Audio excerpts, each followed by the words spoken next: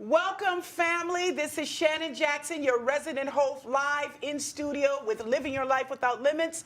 And today we have this special topic talking about the COVID-19 vaccine. And I have brought a special guest with me today. And we're going to open up the phones towards the end to give you, the viewers, the audience, time to ask questions. And I have with me none other than Dr. Magdy Mikhail, who is an epidemiologist and infection prevention disease physician that works in the local hospitals here, that is on the front line of tackling this in the city of Los Angeles, California, and the county as well. Dr. Magdy, thank you for joining me today on Living Your Life Without Limits. You are more than welcome, you and all these nice viewers, I think. So I want to first start off with saying, before we get into this, is that there's a lot of distrust and fear regarding people wanting to take the vaccine, and this is why I wanted to bring this live today, to clear up some of the confusion and actually give people decisions to make. Because I want to say here for Living Your Life Without Limits, I am not telling anyone that they have to do it, but we're going to give you the information and so you can make an informed decision. If you ask me my personal recommendation, I'll give you that at the end. But today is to bring you information so that you can make an informed decision as to the benefits of taking the vaccine or not taking the vaccine. And this is what we wanted to accomplish today. I also wanted to recognize in the African American community, since 1932, when the Tuskegee syphilis project had happened, it created a lot of distrust with public health, where many of our men had died under that unlawful, ungodly issue that had happened. And from that day forward, there's always been a concern in the African American community as it relates to public health and vaccine and taking medications and different things that have been given out. So I want to put that out there. But today we're talking about the vaccine. So Magdy, why don't we start today with talking about how this came about and the emergency authorization. What does that mean, so that people can get an explanation to that?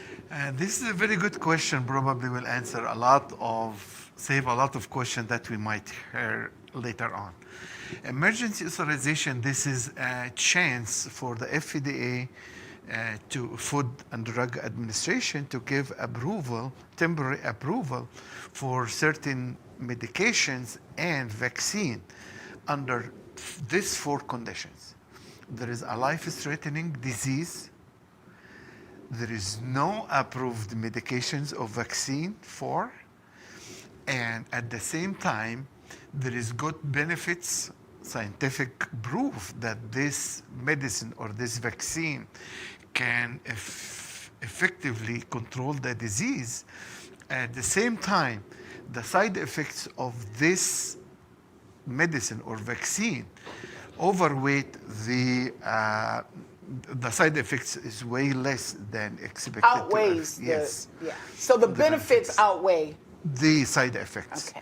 Under this four condition, let us use it. At the same time, we will continue to monitor where we are. And so we want to make sure that viewers understand this is not something that's given randomly. Absolutely. And it's not something that happens with a lot of medications. So the emergency authorization use is something that they do in a very, very critical conditions, and then it has to meet those four criteria. So I just wanted to make sure I reiterate what you said so that people understand this is every medication doesn't get an emergency authorization. Exactly. We are having a disease that's killing millions of people, and I don't have any effective medication or drug, so I have to find a way to use while I'm testing this disease or this vaccine. The hospital now, we don't have a place in ICUs or even admission to ER right now. So we have to do something. Right. So now let's get into the vaccine itself and the development of the vaccine, or the ingredients within the vaccine, because that in itself have raised a lot of concerns with people. Is this a live vaccine? What is this? What is incorporated into the vaccine? So walk us through that process. Okay, these vaccines that are in use and in trial, based on one of the three vaccines. Hopefully the director can give me the thing. This is the coronavirus. And here we are taking in the first types of vaccine, we are taking the spike protein, which help the virus to invade the internal environment. Can you use my slide, please? The spike protein, which the virus used to invade the cell, we take it, we purify it and inject it to the patient. And the patient can develop antibodies as a result of this. The second way, we take the gene from inside the virus, which developed this, and introduce it to chimpanzee adenovirus inside it, so it helped invade our cells, and this gene will develop the spike of the protein, and so the body think, oh, I have the attacking virus. So they start to develop the antibodies. So one of them, I'm giving the spike protein. One of them, I'm giving the gene that developed the spike protein. Once it introduced to inside the cell, it developed the spike protein. It is not the virus. It is just the protein. I am deceiving the body to develop antibodies. So once the real virus come in, I have already antibodies. Moderna and Pfizer are using a third method, which is the mRNA, which the messenger RNA, which is the protein that stranded like this, where all the protein particles just assemble on it to develop the end product is the spike protein. Mm-hmm. The spike protein is the main thing that I want to let the body be aware of. So this, once the protein developed on this mRNA,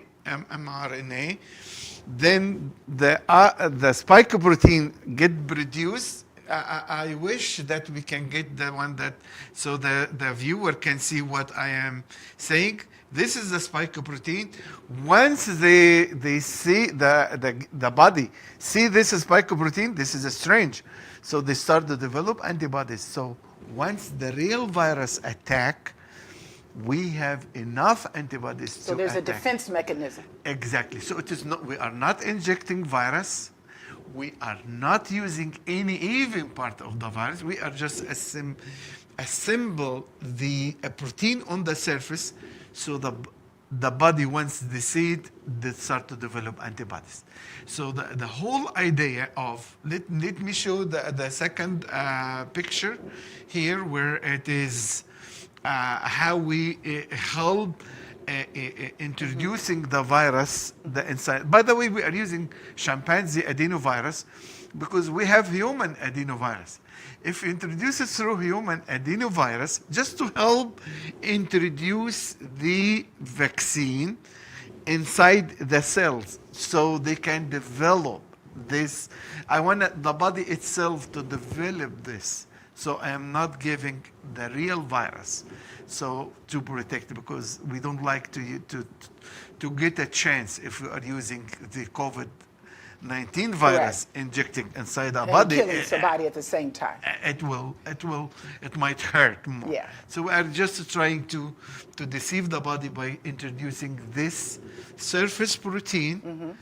So, like what we are using with hepatitis B vaccine. Almost everybody is using. Which has been around for a long time now. So let's talk about the different companies that are out right now that have been approved to do vaccines, because there's also been questions about, is one better than the other? And there's several companies that are out right now, but I know in the United States there are two. So why don't you walk us through that and the difference between the two? They both are using the mRNA, the third. So let's talk about the names of them so everybody understands the names. So one is Pfizer. The other one is Moderna. Yes. And those are the two that have authorization in the United States right now. Yes. However, there are other companies yes. across the world that are also using vaccines. Yes. Everybody, we almost have 70 companies that are trying to develop the vaccine, each one in a different level of the trial. Moderna and Pfizer, almost 95% protection.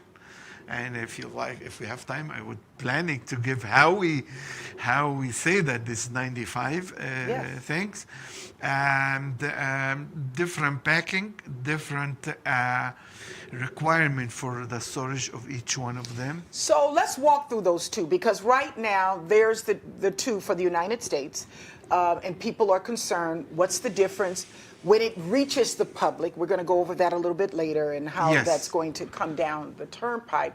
Which should I get? So let's go with Pfizer. Give us the nuts and bolts of Pfizer, and then we'll talk about Moderna. Pfizer, once you get the vaccine, 21 days later, you need to get the second shot. For Moderna, you need to take it within 28 days after receiving the shot. And this is the main difference. The Moderna is easier for the storage, so they are giving it to majority to small hospitals or nursing homes, because Moderna does not require the special low-grade freezer that it need to go down to almost minus 112 in order to keep this vaccine. So if somebody, say, had Pfizer, had the Pfizer vaccine, and say a lab or a storage issue took place where it wasn't meeting the temperature requirement for the consumer confidence, how are the organizations working that out to make sure? Somebody checking and balancing that? Yes. I have also that received the Moderna, and I have also that received the Pfizer. Yes. The Pfizer, that they have the capability to maintain this temperature, and it is checked by the county before they send it to you. Okay. So it is tested, and they know that you have 5 days, even for the big hospitals. Definitely there is like Mountain Sinai in New York, they built new freezers just for this. This is fine, but for the regular hospitals, big hospitals, they are using it for 5 days. So the county know that you have the authorization, you will meet this requirement, but you can use this vaccine for 5 days. For Moderna, he's giving to the hospital, and he knows how they're gonna store it, but for 30 days, not an hour more than the 30 days, because they are monitoring how long the vaccine is stored. Side effects for the two. Are there any differences in the side effects? Can I go first with how we are sure that the vaccine is safe? Correct. Go ahead. First, then I will say the side All right, effects, so excellent. they know. Big emergency use. I said how it is, the requirement has to be met, and how it is used in order to reach. This is the vaccine life cycle and safety of the vaccine. We have first, the vaccine has to be tried outside, either in labs and on animals or whatever it is. They prove this vaccine is okay. Now they get approval from the to be tested in humans. The first phase, they only are allowed to test it on 20 to 100 person, healthy people, in order to see the results. After everything is okay with the first phase. And that's called a clinical trial study, so that people understand what that means. So it's a clinical trial study that humans participated in before we got the final emergency authorization. We never start with human. We start before, we get our results, prove that it works somewhere else, then we start the human trial. Right. We start first phase, small numbers. The second phase, we go for 100 to 300 person mostly healthy, but we add certain diseases, patient with certain diseases, just to check. In this trial, the second phase, I'm looking for the safety of the vaccine. At the same time, side effects and all this kind of stuff. At the same time, I'm trying to adjust to see what the best dose or how frequently I am using the vaccine. So with the second trial, now you have a mixture of healthy and maybe people with medical conditions like Some medical diabetes condition, or yes. hypertension, like half of the people Exactly. in the world, or Yes. something of that nature. Okay. Exactly. Then if everything goes well with the second phase, we go to the third phase where we are having from 1,000 to 3,000. And this trial, I'm trying to take half of the people to get placebo, the other half I'm going to give the vaccine itself. So I can compare the two groups. And I have the two groups has to be almost identical. And identical not only to each other, but also to the population I'm using per se. I have 10% diabetes in this community in the United States, per se. I'm giving 10% as a wrong example, but I'm just giving a number. 10%. I have to have 10% of the vaccine group to be diabetic, 10% there. I have cardiac diseases, 20%. 20% here, 20%. I have females.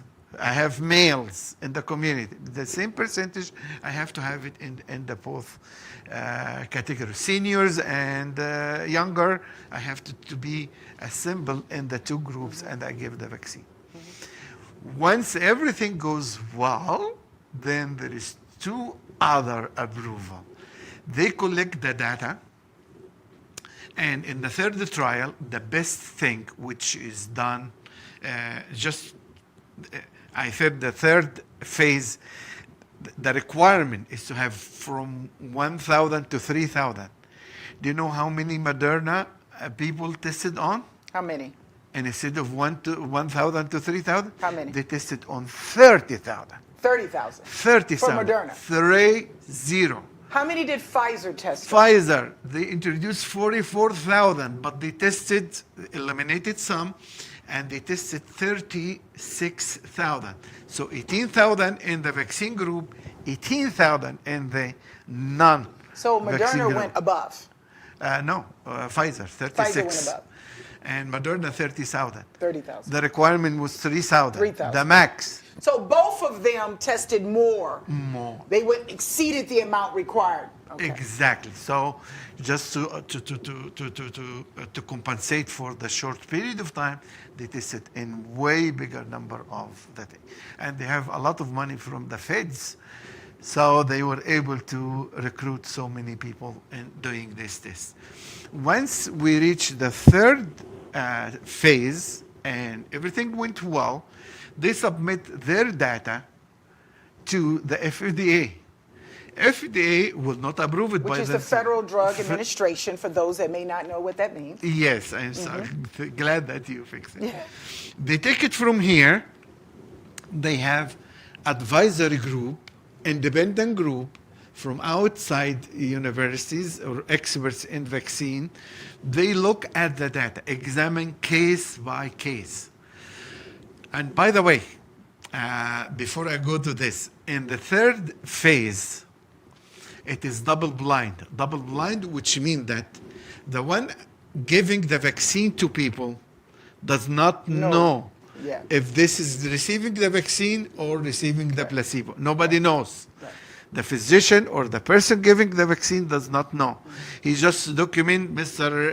X received bottle number 15.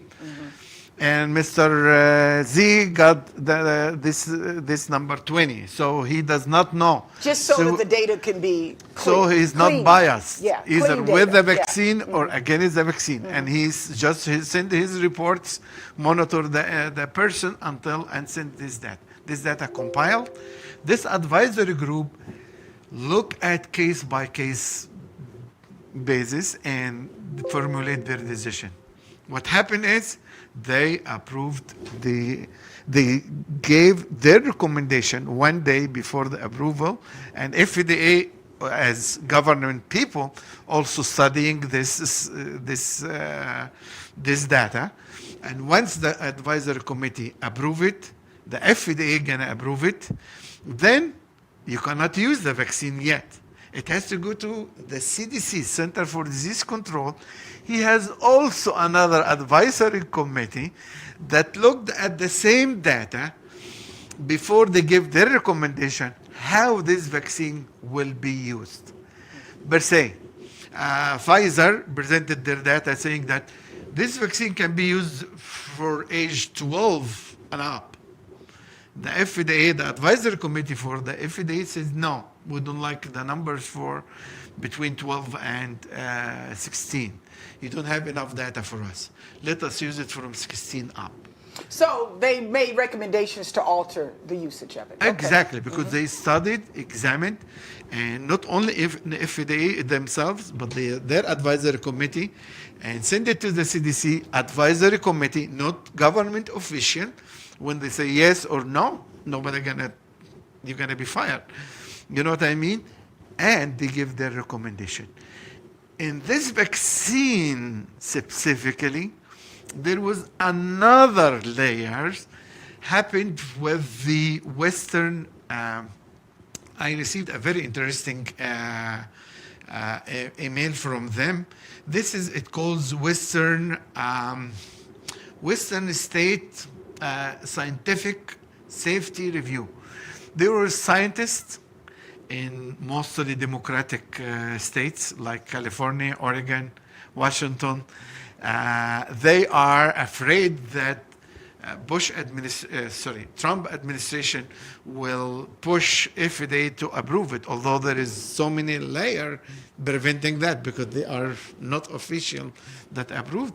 So they formed a group of scientists to look at the same data that the advisory committee for the FDA or the FDA itself or the CDC, they looked at the same data and they sent me an email saying that they approve the use of this medication. Okay, so we've had a lot of governing bodies, independent reviews that have happened from various different levels, some within the government and some without the government, before this went forward to the community. Exactly. Okay. So now talk to us about the side effects. Before the side effects, I'm just going to go to now the vaccine is approved. What's going to happen after? Oh, a lot of bodies that looking at this huge number of data. We are looking at this year, something if you like to use, there is, in addition to the regularly, if something happened in a hospital, for sure you know that we need to report it at the hospital. If something happened with a physician in his office or one of his patients, he need to report it to the FDA. This year they have the vaccine safety assessment, something application, they call it V-Safe. Yes. You can download, the person can Yes. download in his Yes. lab Yes. and his smartphone, and the CDC gonna send him a question every day after for a week, asking him, what do you feel? Are you Yes. okay? Any side effects? Any side effects? Anything? And after that, if nothing, they will continue sending him one email every week or message every week for 6 weeks. So what to make sure happens that it's- for the viewers, and what Dr. Magdy is saying is that when you get the vaccine, they give you the sheet so that along with the card that you get that tells you the lot, and interesting enough, usually when you get a vaccine, your card doesn't give you the lot number. In this particular case, I guess it's because of the emergency authorization use, they actually put the lot number down and what type of vaccine that you're getting on this card. Everyone gets the same one. And you get the form that you were referring to, and they give you the form so that you can download it and get these reviews and communicate directly with them if you have any side effects. So immediately, if I report that I have something serious, The message going to go to CDC, immediately Exactly. going to go to the FDA, and a physician from there Will going to contact you. contact the person, as we have it in the slide a little bit Yes, ago. yes. Just telling the person that, are you okay? How we can Yes, help you? yes, And yes. see if this side effect back to the vaccine or just happen this time, because they want to make sure that it is really related to the vaccine. But the importance is that you have to register for it in order to get that connection. Exactly. When they give you the form, you have to log in and create the registration account for that communication to happen. Yes. Side effects? Yes, side effects. That's what everybody wants to talk about. It's side effects because they're hearing things about people dropping dead after they just received the vaccine and different things happening. People's tongues are swelling. I mean, the stories go from A to Z, right? So people are very concerned about the side effects. Is it going to be something that's going to be temporary? Is it something residual long term? So we really want to hear about the side effects. And then we want to open up the lines a little bit for some calls. So the number is at the bottom. If you want to talk to us directly while this is going live, or if you have a chat or something, we have people monitoring the Facebook and have questions that you want to have come through, you can do that. Or if we go offline and you do send us a chat through the Facebook or something, we can definitely get back to you with the question.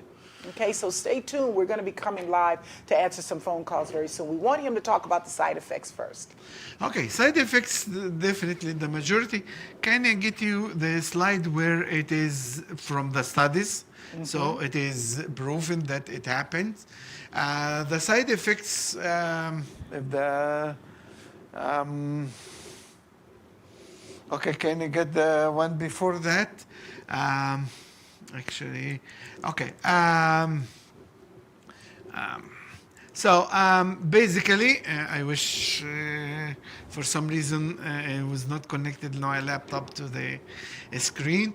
The study is showing that there is local effects, which is pain at or soreness at the site of the injection, fatigue, a little bit kind of fever, and some chills, and that's it. And some has some muscle pain, ache, and arthralgia occurred almost in 1%, and headache happened in 5% of the people, and nervous system disorders 5%, some pain, some then diarrhea and nausea. So let me ask you this. So what you the first one, not so bad on side effects, but that second one seems like it has really knocked a lot of people out. It seems people are more fatigued, or the symptoms of side effects seem to be a little bit more harsh. Let me be clear. We are happy to have these side effects. Why? Because it tells us that your body is reacting and developing antibody to this virus, or not the virus, to the vaccine. Okay. So I just want to look at a different way than, just the pain and ache. That's very good for people to understand. Repeat that again for people that didn't get that. So just break it down a little bit more for those that to understand what you're saying, that it's a good thing to have side effects because it is your body is reacting to some vaccine that you are receiving. So it is now the body is developing antibody against the virus that that's we all what I afraid. want you to say. So the body is developing antibodies against COVID-19 to prevent you from getting the disease. The virus itself. So this reaction it should be more welcomed than being afraid from. Yes. However, there is some other side people that might get some severe disease, might be more like now I just get lost here. Yeah. I want to get the right slide. We want to go live and answer questions in a minute after he finishes his stuff. So we have the It might be severe, some severe reaction can happen, like swallow in the face, Yes. the thing, and collapse, and Which slide number they want to pull up that slide that you're asking for? They want to show it to the viewers. What slide number is that? it's not here by number. It's not by number, so it's the one where it says severe allergies. It says severe allergic reaction on it. Okay.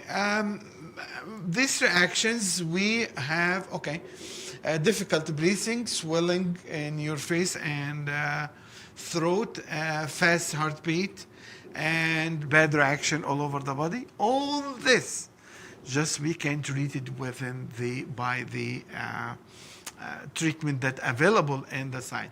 The good news that we studied this reactions. It was showed in the CDC.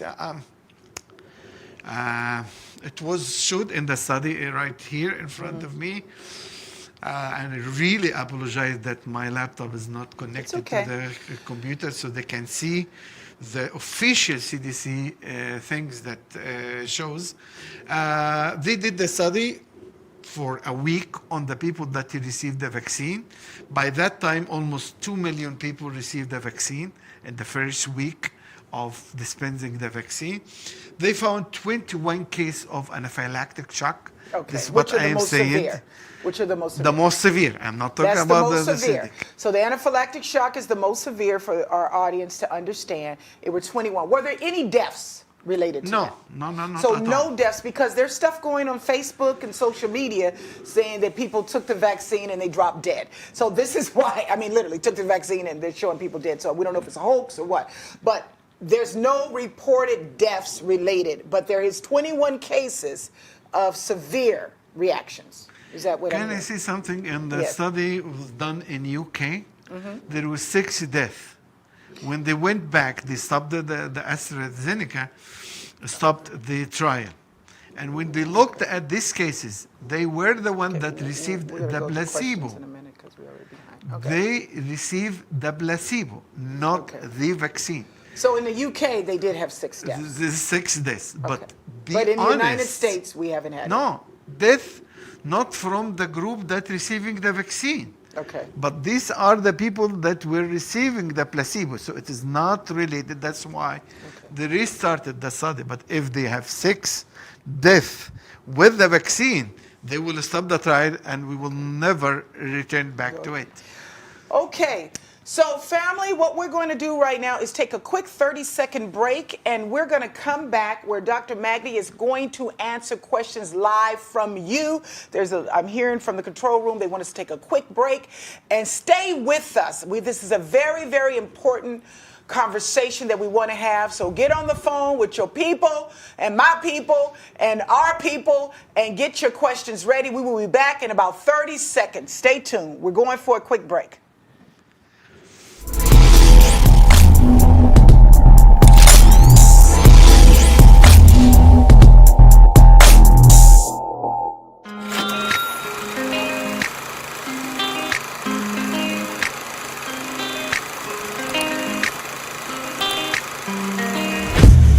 Wake up everybody, let's elevate your mind. Live your life without limits, no more wasting time. So don't forget to stay focused while continuing, stay on the grind.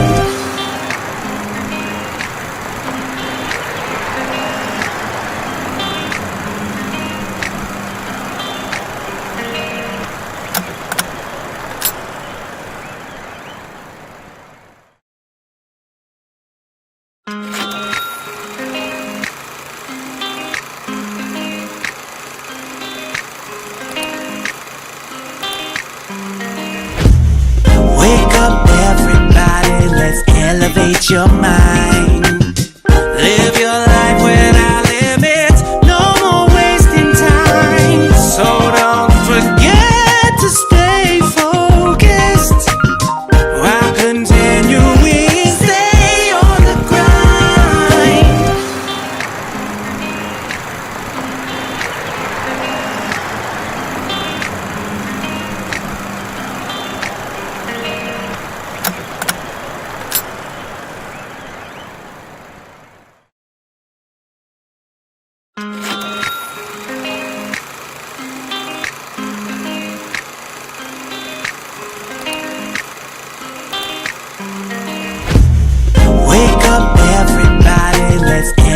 elevate your mind. Live your life without limits, no more wasting time. So don't forget to stay focused while continuing, stay on the grind.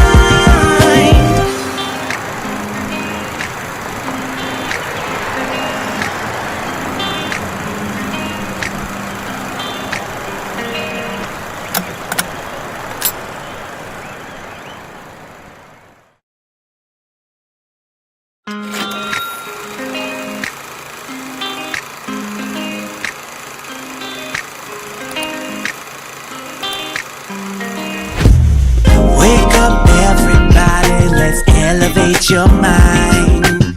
Live your life without limits, no more wasting time. So don't forget to stay focused while continuing, stay on the grind.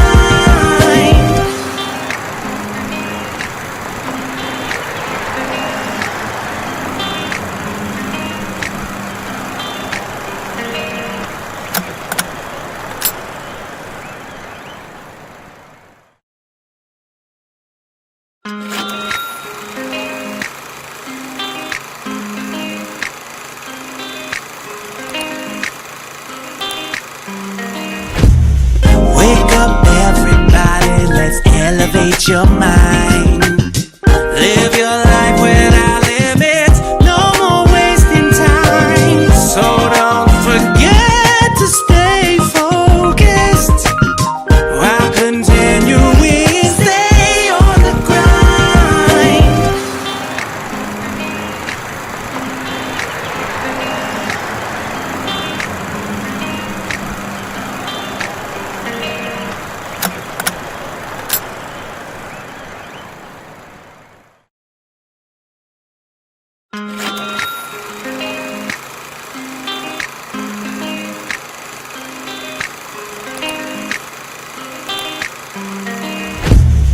Wake up. Thank you once again, family. We are back live here, still talking about the COVID-19. I have two questions that came up that we're going to start with that came out of Facebook. And then those of you that want to get ready to dial in, feel free to do so. The first question, Dr. Magdy, that came up, why 2 doses? 2 doses because we're going to give initiate the reaction, then we post this with another dose. Some talks right now is to expand the doses, the distance between the 2 doses. They are working on it right now, but so far we have the 21 for Pfizer, 28 for Moderna to 1 month, and Johnson & Johnson is coming to say that he have a vaccine for just 1 dose.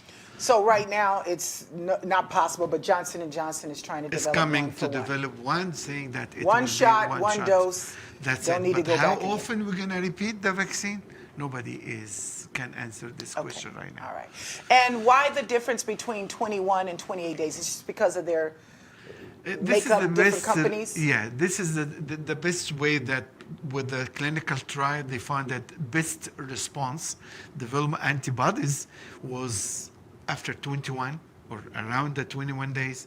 And Moderna found it the best results that we got when they give the vaccine between 28. So the antibodies drove the time period of the 21 and the 28 days. Exactly. So I hope the person on Facebook got that answer for both of those. Is there any callers that we have or any other questions that we have coming in right now before we continue? No callers? Okay. So if anybody wants to call in before we finish, this is your opportunity if you have any questions. Otherwise, he's going to continue. Before we wrap this up, this is your time. If you've had any questions and you're listening or online, we have an expert in-house who is on the front line with several of the hospitals here, big and small, that is distributing this right from their facilities. So, okay. All right, so in the meantime, while we're waiting to see if another call comes in or a question comes in, you were going to talk, you had another thing that you wanted to discuss. Yeah, still now, if we have slide 15, I just printed yesterday from Bloomberg, just tracking the vaccine worldwide. Okay. We almost received, gave 40 million vaccine worldwide, 39.7 worldwide in 51 country, and the daily doses they are giving 2.4 million doses a day worldwide. In the United States, we distributed 13.7 million doses that the people that received the shots. So a lot of questions have come up. When is it going to get down to the communities and to the seniors and get to the rank and file? I know, is there any discussion on there? I know it's been county by county driving that, or? Yes. The federal government gave the direction. We have a phone call too we're going to take after you finish this question. Okay, the federal government, sorry. Okay. Let us take this one now since we have people on, and then we'll come back to that question. Caller, what is your name? Hi, Juanita. Hi, Juanita. This is Juanita Anderson. Yeah, I have a question. I've always been asthmatic, and I'm kind of concerned with the COVID being more of a bronchial disease. What's the impact of those that have been identified that, in doing a trial that were asthmatic? Is there anything specific that I can read or look up in reference to that? What side effects might I expect? So she's an asthmatic, and what she's asking is that what does the research or literature talk about side effects with people with respiratory conditions or asthma in particular? Because if I understand correctly, she's leaning towards taking the vaccine, but she wants to know what the risk factors are. We have to wait the risk of the disease, because being asthmatic and getting the COVID-19 itself, she has a high risk with severe disease being asthmatic. And the other side, we have the vaccine that might cause some anaphylactic shock or some side effects with her. Based on until now, there is no recommendation against giving the vaccine to people with asthma. So it's no recommendation for her not to take it? No. They can take it safely. Safely. And if there is some other reaction going to happen, they can be treating it, because she is a high risk. When she if she got the disease, it's going to be...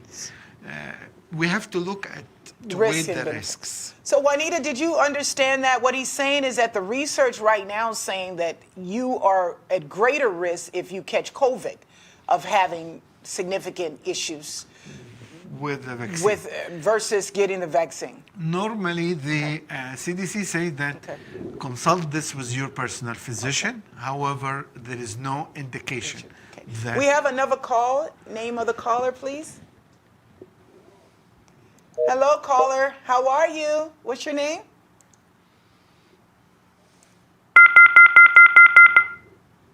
Okay. Yeah, nice name. All right. So hopefully, Juanita, she heard that explanation for her on there. And she's a loyal listener and follower of Living Your Life Without Limits. So I'll definitely circle back to her and make sure that's clear. The same thing we say to the pregnant women. Pregnant women is high risk for getting the vaccine, getting the disease. Mm-hmm. So we usually refer her to the person physician, and the person physician has to wait. The transmissibility of the virus in the community, how high rate of transmission inside the community, how her risk when she get if she has high risks in her for the disease, if the fetus is high risk with any other disease. So with this factor, her physician can tell her, get the vaccine or don't get the vaccine. For the pregnant women, there was 12 involved and they received the vaccine in the trial. none of them has problems with the vaccine. However, we always refer to the personal physician. Next caller. Thank you so much for that, Dr. Magdy. Next caller, your name? Hello? Hello.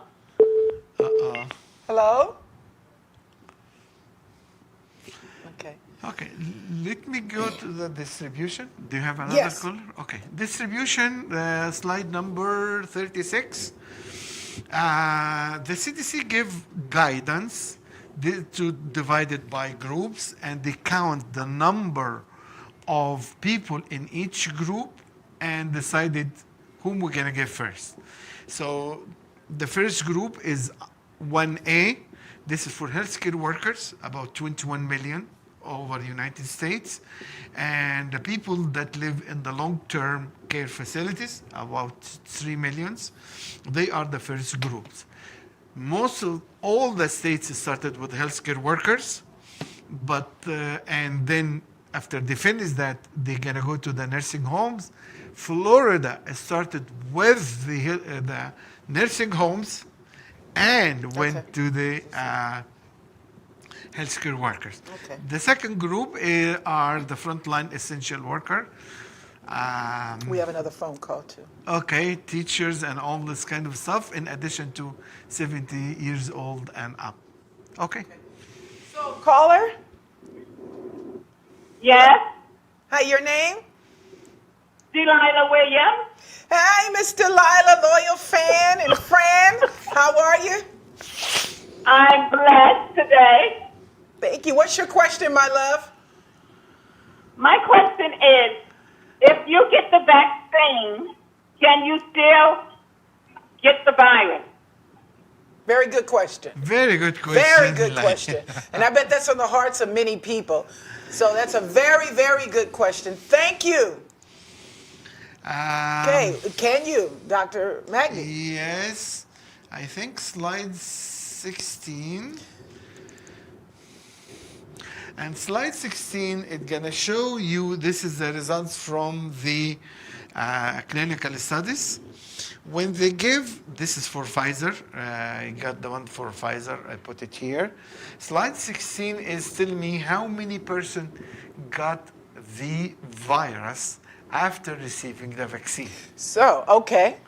Okay? So how many during the clinical trial? The clinical trials, when they compare it with the number that got the vaccine, the virus, when they received the placebo, per se 8 here got the virus after receiving the vaccine, but the people who did not receive the vaccine, they had 162% got the virus, got the disease. So they compare it, and the result is 95% give protection. However, there is 5% is still gonna get the vaccine and get the disease. Okay. So we got two phone calls. So to answer your question, Delilah, there was a 5% chance in the studies that people who had actually taken the vaccine did come down with the virus. What about passing it on and being contagious? And we got to take a call. We're going to hold on to that. Let's get a call, and then you can come back to my question. Okay. Next caller. Thank you, Delilah. I love you. Next caller. Hello? Hello. What's your name? LaRonda Triplet. Hello, Miss LaRonda. Hi. I couldn't help but to call in. Excellent. Excellent. Okay, so my question is, on the news, it was broadcast that it was a new strain of COVID that was discovered, and that the first U.S. case was in New York. How will this vaccine protect us from the different strands of COVID? Great question, LaRonda, who also works with Living Your Life Without Limits. We love her. It's very nice lady. Yes. I like her. So what's the, that's a good question. Very good question. Coronavirus is a group of viruses that keep it changing all the time. Okay. So Yeah. we have Just two tell them to hold 'em. variants. Currently, we have two variants, one from UK and the other one in South Africa. these two variants that we are happy that the changes in the spike protein, if you remember, I'm saying that Yes. the spike protein, the protein that helped the virus to get into the cell, there is some changes, but not in the area where we focus our vaccine on. So the vaccine is still good against these two variants that Excellent. currently in the world. Excellent. If this is going to happen with new variants, I don't know. Time will tell. But Time what's will tell. currently out there, that new strand, it protects. It protects. Did that answer your question, LaRonda? Thank you. Next caller. Hello, welcome. Give us your name. Hello. Hello, welcome. Give us your name. Hi, it's Juanita Anderson again, and I'm sorry to call in, but I have another question. Yes, go ahead. My husband and I are both going to get the vaccine, but he's in a different group than I am. Will he be fully protected from ever getting the COVID, even though I may continue to be susceptible until I receive my vaccine? I did not understand the question. So can you repeat the question just so we can make sure, let me make sure I understood what you're saying. You're saying your husband is in a different category. Yes, receiving Correct. the So vaccine. he's going to receive the vaccine. He's going to And I will receive have the to wait- vaccine before you, was what you're saying. Yes, that's correct. And I would have to wait at least 2 months before I can get my vaccine. Okay. So, Is he free from ever catching the COVID? so she's asking, is he protected from catching the COVID even because he's going to get it sooner than she is? Is he protected? Yes, 95%. 95% protection. He has the same 95% protection as the healthcare workers and everyone else that's gotten it so far. Right. Does that answer the question? Yeah, but for her, if she had the asthma that she mentioned a little bit earlier, she might be getting an higher advanced than her regular age group. So explain to her what you meant. Did you hear that, Juanita? So No, for I didn't you quite in particular, he is saying that you might have Be upgraded to a higher group, like a higher group. Like you should get it before time. yes. He before her feels that age. you might want to go back and see if they can bump your group category up to get the vaccine sooner than later. because of the Asthma that you may need to emphasize Oh, that you have that. great. So great. he said that you need to emphasize and let them know you have asthma because it may put you at a higher category to go wherever you were supposed to go in line, you'd be pushed further up in the line. Thank you. Okay? All right. Thank you so much for being a loyal family, living your life without limits. Another call. Thank you. Welcome. This is Shannon from Living Your Life Without Limits. Who's on the line? Hello.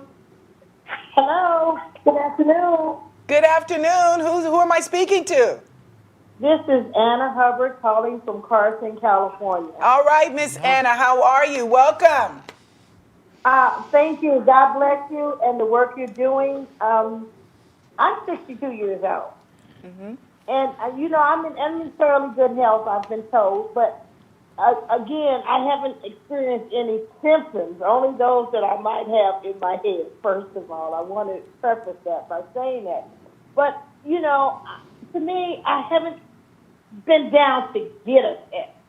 And I'm the kind that I don't think it's necessary that I should pursue getting a test unless I'm exhibiting symptoms. Now, I should let you know that I am quarantined and working from home and really not exposing myself to everyday life to any great degree. But do you recommend that I get a test? I mean, is that necessary?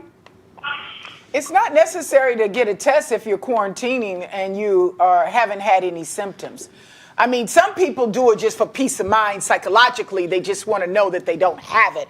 But if you've been asymptomatic and there is no symptoms and you haven't been around anybody who's been exposed, you've been exposed to, there's not any requirement that you need to do it. Would you say anything different? Yes, and if her work need her to come back, or if she has symptoms. Yeah, if you have symptoms, or it's required for work or just for peace of mind. But people don't have to get COVID testing if they haven't been exposed or they're asymptomatic. It's not necessary to do Why so. she's quarantined? She's just saying she's Yeah. staying on lockdown. She's saying she's keeping herself. Oh, okay. Yeah. Oh, okay. She's self-quarantining, not under any mandate for any No, medical. no. Is that how I heard that right, Miss Ann? Right. I'm Yeah. basically working from home. She's working from home and staying out of the fray, which is a good thing. We need more people doing that till we get everybody down. Yeah. Thank you so Now, much. I do have another question. Yes, go ahead. The vaccine. How do you feel we should approach the question of whether or not to take it? I don't know. I'm sorry, these questions may have already been addressed. I apologize for being late. And if this is the same information that you guys have already discussed at length, I'll just replay it back. Okay.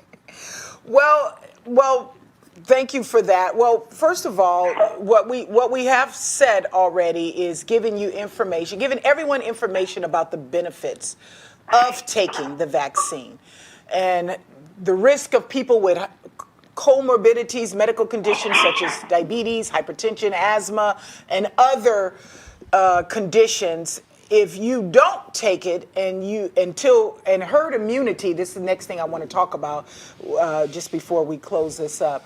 You know, you could be at risk of getting it, and everyone that gets it doesn't die, but then there's a high risk that people get very, very sick from it, and then there's obviously the fatalities of people dying from it. So it's an individual choice, so we want to say that, but there is many, many benefits to protecting yourself from this dreadful, dreadful virus that's out there, and being of elder and having any type of coexisting medical conditions such as diabetes, hypertension, any of those chronic conditions, you would be best served if you would take the vaccine. I have patients passed away when they have no risk factors. So the doctor And is young. saying he's had patients pass away that were young, that had no risk factors, that had no medical conditions, but the virus itself took them down. Exactly. So it was not that many, but it's still had there is- some. We have So some. perfectly healthy and still passed from it. So this is something that we haven't experienced in our lifetime. Exactly. Is there another call before we go to herd immunity? Thank People? you. Thank you so much, Miss Ann, and thank you for being a loyal follower and listener of Living Your Life Without Limits. Okay, so before we wrap this up, I want to first let people know, because they may want to know, what have I done? So I have taken the vaccine. I've taken the first dose. And this is what you get. You get a card, as I was telling you about. And with the card, it gives you the lot number and it tells you the vaccine. So I took the Moderna vaccine. And on the back of it, it also tells you the date that you're required to come back. One thing that I want to let you know is that when you take one of the vaccines, whether you get Moderna or Pfizer, the second dose has to be of the same kind. If you take Moderna to start, your second one has to be Moderna. If you take Pfizer to start, your second one has to be Pfizer. You cannot co-mix them. And the reason why I said that, when I went to go get my vaccine, there were many healthcare providers that had taken Pfizer and was going for Moderna, and the doctor said, stop. You can't do it. You can't commingle them. So they had to reschedule themselves and take it another day. So personally for myself, I made the choice to take the vaccine, and I'm actually glad that I did. In terms of symptoms, I had no symptoms the first day. The second day, for about 2 days, I had the arm soreness from the vaccine. And now So we're also going to take a picture of this and post it so people can see what it looks like onto the social media stage as well. Okay, so the next thing that we want to talk about before we close this out, everybody's heard the term herd immunity. So I want Dr. Magdy to explain to us what herd immunity means. Okay. Also, I need to disclaim that I also got the vaccine. Yes. And I think the director has. There he goes, right this there. This is the first, the other one also. This is the second shot probably, and the first shot is anyway. So he already has his 2 shots I already. got I'm my still 2 shots. I'm still waiting till February for my second dose. Okay. Yeah. I received it from them. Herd immunity means that there is the community already have some form of antibodies in their system. This is what happened with the annually perceived with influenza. Yeah. Not that so many are killed like COVID-19 because we have some sort of herd or the community already have something. For COVID, because it is brand new and nobody has anybody against this virus, that's why it ramped and is still ramping around. Yeah. And because we don't really have antibodies against it. I have slide number 32 where it shows this is a comparison between the how much herd immunity I need with the effectiveness of the disease. So per se, if I have a vaccine that effective 50%, so 50% of the people who are going to get the vaccine will be immune. Okay? If I have this 50% efficacy for the vaccine, I need to give 100% of the population to receive the vaccine in order to achieve 50% of the population immune. So I have a feeling that there is herd immunity and we can control the epidemic. Now we are having almost 100% efficacy or 95 efficacy of the vaccine we are having. So all what our goal is to give it to 50% of the population. For herd immunity to take place. Exactly. Okay. So we're a long ways away from herd immunity coming into place. So I just wanted to make sure people understood what that meant. And as we're getting ready to close, I want to thank, first of all, my special guest, Dr. Magdy, for taking time out of his very, very busy schedule to come and answer some questions and clarify for our viewers so that people can make an informed decision. Our goal here on Living Your Life Without Limits is, our motto is elevation, education, and motivation. And so we bring you information so that you can make choices and create positive change for your life. And thank you once again, the viewers and listening audience that have tuned into this. And if you didn't tune in live, this will be replayed onto our YouTube channel. And if you're not already following us at Living Your Life Without Limits, click the subscribe button and follow us. Because guess what? We are just getting started. And as we always say when we sign off, remember, family, to love yourself. Take care of yourself. Because guess what? You are absolutely worth it. Thank you once again. I thank my esteemed guest, Dr. Magdy, for being with us today, and all of you for staying connected on this very, very important topic. Thank you once again, and see you next week.